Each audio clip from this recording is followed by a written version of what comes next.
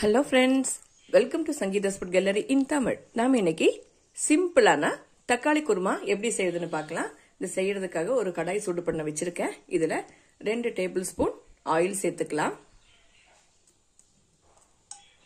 இந்த ஆயில் சூடாயிடுச்சு. இதுல ஒரு துண்டு பட்டை, 2 கிராம்பு, கூடவே 1/2 டீஸ்பூன் சோம்பு கூட சேர்த்துக்கலாம்.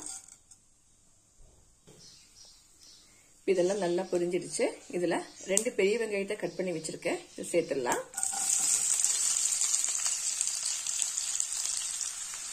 இதை வணக்கிக்கலாம்.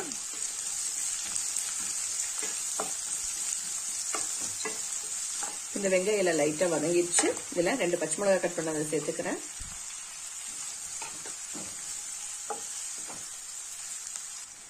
கொஞ்சம் கருவேப்பிலை கூட சேர்த்துக்கலாம். இதெல்லாம் வதங்கிடுச்சு. இதுல 4 தக்காளி பழத்தை கட் பண்ணி வச்சிருக்கேன். இதை சேர்த்துடலாம். இதை வணக்கிக்கலாம்.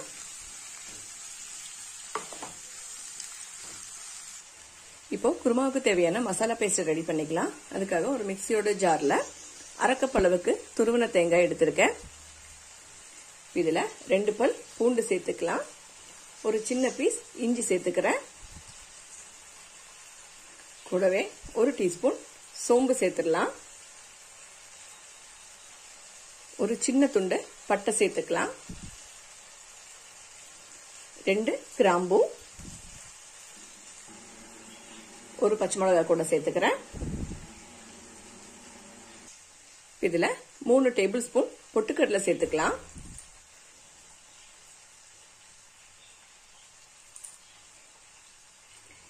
இதுல தேவையான அளவு தண்ணி சேர்த்து நல்ல நைஸான பேஸ்டா அரைச்சிடலாம்.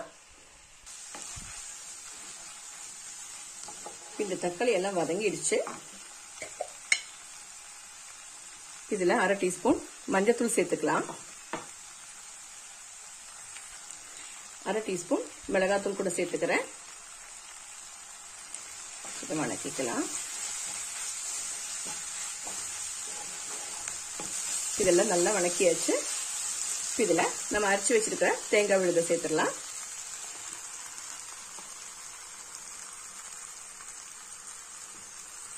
இந்த மிக்சியோட ஜார்ல 1/2 கப் தண்ணி சேர்த்து இதையும் சேர்த்துக்கிறேன். இதை கலந்துடலாம்.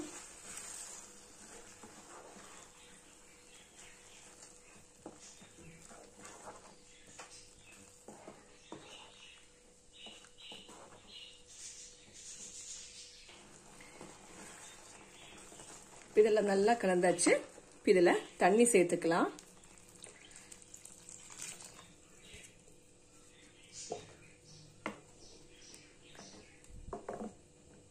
நான் இப்போ 1/4 கப் அளவுக்கு இதுல தண்ணி சேர்த்திருக்கேன்.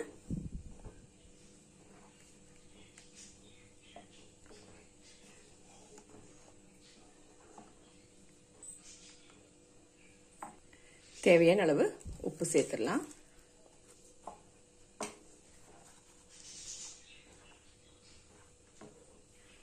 இதெல்லாம் நல்லா கலந்தாச்சு. அடுப்பை மீடியம் ஃப்ளேம்ல வச்சு இது ஒரு 5 நிமிஷம் கொதிக்க விட்டுடலாம். அவ்வளவுதான். இந்த குருமா எல்லாம் நல்லா கொதிச்சு கரெக்டான பதத்துக்கு வந்துருச்சு. நான் இப்ப இதுல ஒரு 1/4 கப் தண்ணி கூட எக்ஸ்ட்ரா சேர்த்திருக்கேன். குழம்பு கொஞ்சம் திக்கா இருந்ததுனாலதான் கொஞ்சம் எக்ஸ்ட்ரா தண்ணி சேர்த்திருந்தேன். அவ்வளவுதான். இப்ப அடுப்பை ஆஃப் பண்ணிடலாம். இதுக்கு மேல கொஞ்சம் மல்லித்தலை கூட சேர்த்துக்கலாம்.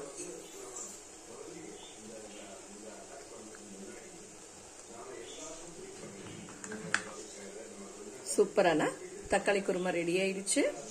இது ஒரு 10 நிமிஷத்திலேயே செஞ்சிடலாம். இது இட்லி, தோசை, சப்பாத்தி, பூரி, ஆப்பம், இடியாப்பம் கூட எல்லாம் சாப்பிட ரொம்ப சூப்பரான ஒரு காம்பினேஷன். நீங்களும் இந்த ரெசிபியை ட்ரை பண்ணி பாருங்க. உங்களுக்கு பிடிச்சிருந்தா லைக் பண்ணுங்க, ஷேர் பண்ணுங்க, கமெண்ட் பண்ணுங்க. என்னோட சேனலை சப்ஸ்கிரைப் பண்ணுங்க. தேங்க்ஸ் ஃபார் வாட்சிங்.